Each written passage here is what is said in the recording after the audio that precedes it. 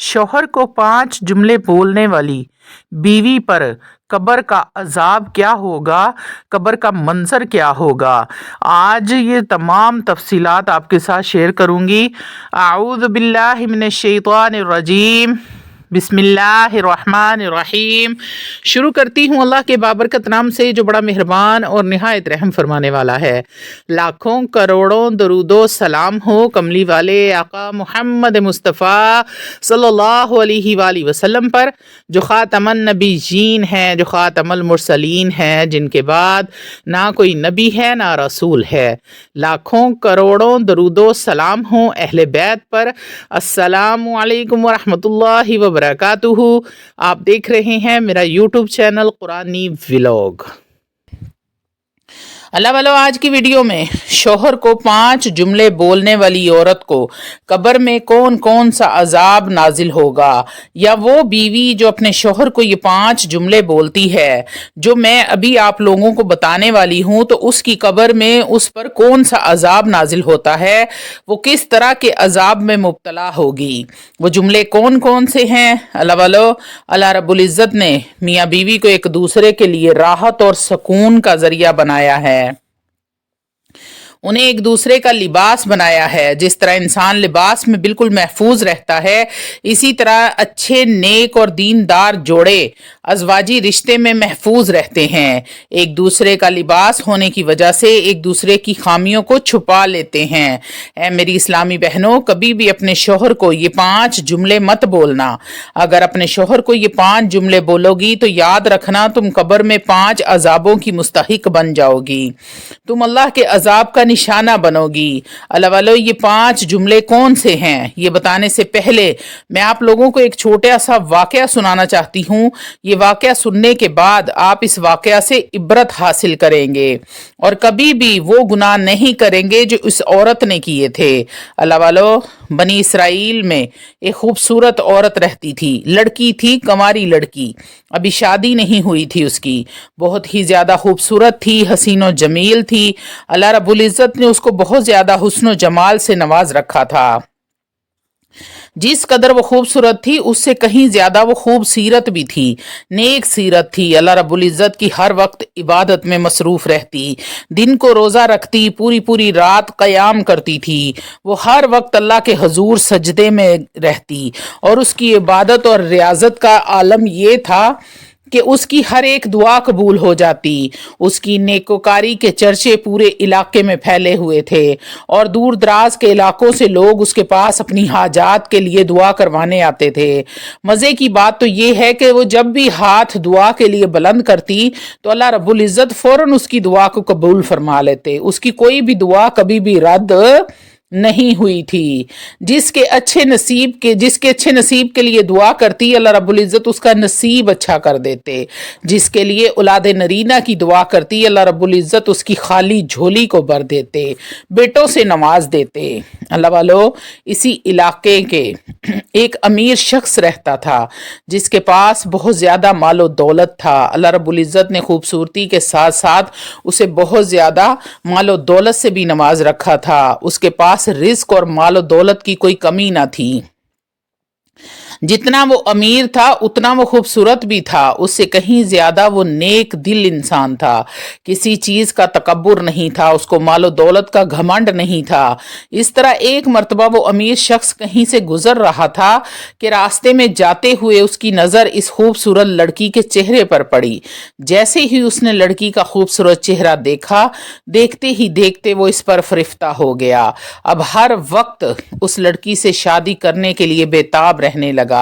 ساری رات اسے نیند نہیں آتی تھی، وہ پورا دن بے چین اور بے قرار رہتا تھا۔ اب ہر وقت اس کے دل میں یہ خیال رہتا تھا کہ اس لڑکی کو کس طریقے سے حاصل کیا جائے، کس طریقے سے اپنا شریک حیات بنایا جائے۔ ایک دن اس امیر شخص کے دل میں خیال آیا क्यों ना मैं अपने वालिदैन को निकाह का पैगाम देकर उसके घर भेजूं, हो सकता है कि वो ये निकाह के लिए राजी हो जाए। तो उसने अपने वालिदैन को फौरन उस लड़की के घर रिश्ता लेकर भेज दिया और उसके वालिदैन से उस लड़की का रिश्ता मांगा तो उन्होंने फौरन से रजामंदी जाहिर कर दी। अब दोनों की शादी हो गई। शादी के बाद उनकी जिंदगी बड़ी ही पुरसकून गुजर रही थी, लेकिन अचानक उनकी खुशियों को किसी बदनजरे की नजर लग गई।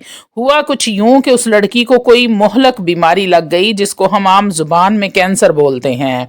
कैंसर का इलाज करवाने लगे। हर हकीम डॉक्टर जहां जहां वो जा सकते थे वो गए, उन्होंने इलाज करवाया, लेकिन बेसुध रहे, नाकाम हो गए। अब उसका शोहर था जिसको अपनी बीवी से बेहद मोहब्बत थी, हर वक्त वो बेकरार रहने लगा। अल्लाह का करना ऐसा हुआ कि उस हमारी उन दिनों मियाँ बीवी को, उस बीमारी ने उन दोनों मियाँ बीवी को अलग कर दिया। होना तो वही होता है जो मंजूर खुदा होता है। तो ऐसा ही हुआ, एक दिन मौत का फरिश्ता आया और उस लड़की को कैंसर के दौरान ही रूह कब्ज करके चला गया। अब शोहर बहुत ज़्यादा परेशान हुआ कि मेरी बीवी इंतकाल कर गई है, जैसी भी थी मेरी पसंदीदा औरत थी, मुझे उससे मोहब्बत थी बेइंतहा। इस दौर की शरीयत के मुताबिक लोगों ने उसे गुस्ल कफन दिया और गुस्ल देते वक्त औरतों ने गौर किया कि उसका खूबसूरत चेहरा बदसूरत हो गया है, उसका खूबसूरत रंग सफ़ेद रंग स्याह रंग में बदल गया है, अजीब सी शक्ल हो गई है, सफ़ेद चेहरा स्याह हो गया था। लोग ये देखकर हैरान और परेशान हो गए कि आखिर ये सारा माजरा है क्या।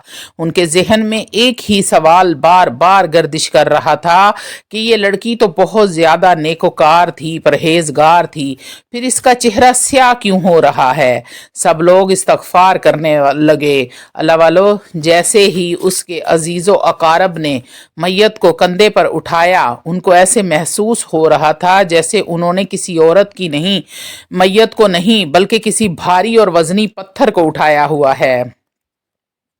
मतलब कि उसकी लाश बहुत ज़्यादा वजनी हो चुकी थी। बड़ी ही मुश्किल से लोग मैयत को लेकर कब्रिस्तान पहुंचे तो देखते क्या है कि जिस कब्र में उसको दफनाना था उस कब्र में एक सांप और 2-4 बिच्छू बैठे हुए थे, जिनको देखकर लोगों ने फौरन उस कब्र को बंद कर दिया।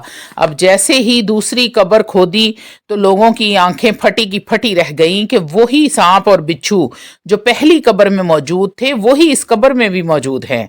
अब दूसरी कब्र भी बंद कर दी गई। अब तीसरी जगह कब्र खोदने लगे। जैसे ही तीसरी जगह कब्र खोदी तो देखते ही देखते लोगों के पांव के नीचे से जमीन निकल गई। इस कब्र में भी वही सांप और बिच्छू बैठे हैं जो पहली कब्र में मौजूद थे। लोगों ने मैयत को वहीं छोड़ा, कब्र को वहीं छोड़ा और भागम भाग मस्जिद के इमाम के पास चले गए और जाकर तमाम माजरा बयान किया कि और पूछा कि हम अब क्या करें, हमें समझ नहीं आ रही, इस औरत को कहाँ दफन करें। तो इमाम मस्जिद ने कहा, इस औरत को उसी सांप और बिच्छू के साथ ही दफन कर दो, क्योंकि असल में ये कोई सांप बिच्छू नहीं है, ये तो अल्लाह का अजाब है जो उस मरने वाली औरत पर नाजिल हुआ है, ये उसके बुरे अमाल का नतीजा है। तो लोग कहने लगे कि मौलवी साहब ये तो बहुत ज्यादा नेकुकार थी, मुत्तकी थी, नमाजें पढ़ती थी, कुरान मजीद पढ़ की तिलावत करती थी, रोजे रखती थी, रातों को कयाम करती थी। तो मौलवी साहब ने कहा, नहीं, ये तुम लोगों की गलत फहमी है, उसने जिंदगी में जरूर कोई ना कोई गुनाह किए होंगे। तो सारे लोग वहां से उठे और कब्रिस्तान आ गए। इस औरत को सांप और बिच्छू वाली कब्र में ही दफना दिया।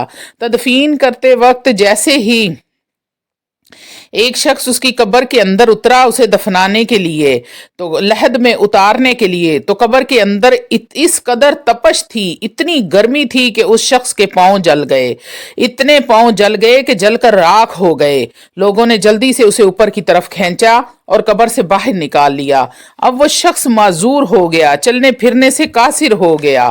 खैर किसी तरह करके उन्होंने उसे दफनाया, उस औरत की तदफीन की और सारे के सारे लोग अपने घरों में जाने की बजाय उस औरत के शौहर के घर चले गए। उसके शौहर से सवाल करने लगे, तुम्हारी बीवी तो बहुत नेककार औरत थी, मुत्तकी औरत थी, परहेजगार थी, रोजे रखती थी, रातों को उठकर कयाम करती थी, नफली इबादत करती थी, तो फिर उसके ऊपर इस तरह का अजाब क्यों नाजिल हुआ। تو उसका शौहर कहने लगा, बेशक मेरी बीवी शादी से पहले बहुत नेकोकार थी, परहेज थी और मुत्तकी भी थी, अल्लाह की वलिया थी। अल्लाह रब्बुल इज़्ज़त उसकी दुआएं रद्द नहीं फरमाते थे। तो अल्लाह रब्बुल इज़्ज़त जो भी वो अल्लाह से दुआ करती उसकी दुआओं को फौरी तौर पर कबूल फरमा लेते थे। लेकिन जैसे ही अल्लाह वालों उसकी शादी हुई मुझसे तो सारी काया ही पलट गई, सब कुछ उलट पलट कर रह गया। मैंने उसके साथ शादी भी इसीलिए की थी, ये मेरे घर को जन्नत का टुकड़ा बना देगी। नेक औरत है, परहेजगार है, मुत्तकी है, ये मेरे घर में आएगी तो मेरा घर जन्नत का गहवारा बन जाएगा।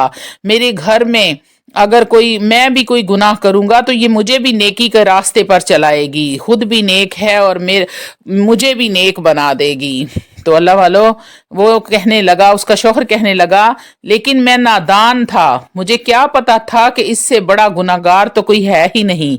अब जैसे ही मेरी शादी हुई तो शादी के बाद ये 5 जुमले ऐसे बोलती थी जो मुझे बहुत ज्यादा नागवाज गुजरते थे, जिनकी वजह से मुझे तकलीफ होती थी, मेरा दिल दुखता था।